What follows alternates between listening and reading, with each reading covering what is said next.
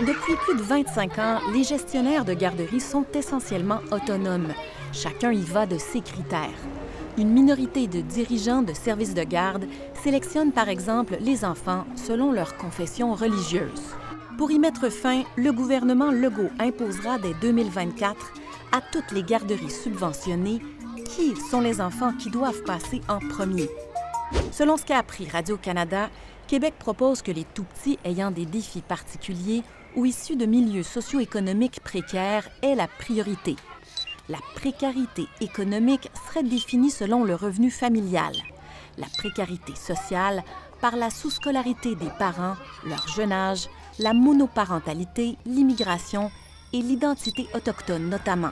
Autrement dit, un enfant issu de l'immigration avec des parents ayant un faible revenu aurait beaucoup de points et passerait avant un enfant issu d'un milieu plus aisé. Les gestionnaires de garderies saluent les efforts pour améliorer l'accès aux enfants plus vulnérables, mais ils estiment que la centralisation prévue va trop loin. Oui, le ménage était essentiel. Je pense que notre réseau des CPE sont tous d'accord. Tous mes collègues, on est d'accord pour dire qu'il était temps de faire un ménage. Est-ce que j'ai un collègue qui a utilisé l'image, par exemple, du bazooka pour tuer une mouche? C'est peut-être un petit peu trop intense, le ménage qu'ils sont en train de nous proposer. La liste d'attente centralisée qu'on a présentement, ça ne fonctionne pas. Le président de l'Association des garderies privées du Québec somme le gouvernement Legault de revoir son plan de match. Malheureusement, avec l'orientation proposée par le gouvernement, nos familles de la classe moyenne y passent en dernier. Nous, on trouve que c'est inacceptable. Les gestionnaires mettent en garde Québec contre l'idée d'imposer des critères mur à mur, comme l'âge des enfants à prendre en premier. Ils s'inquiètent aussi de la disparition de certains critères comme la proximité, le fait que des parents habitent le quartier.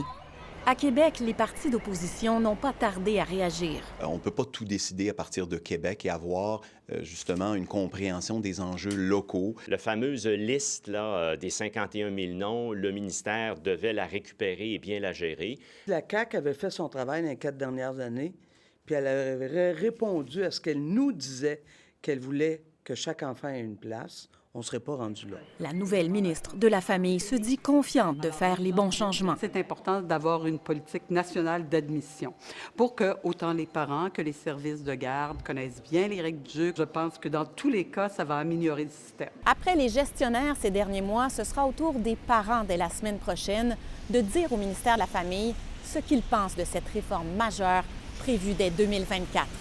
Ici Julie Marceau, Radio-Canada Montréal.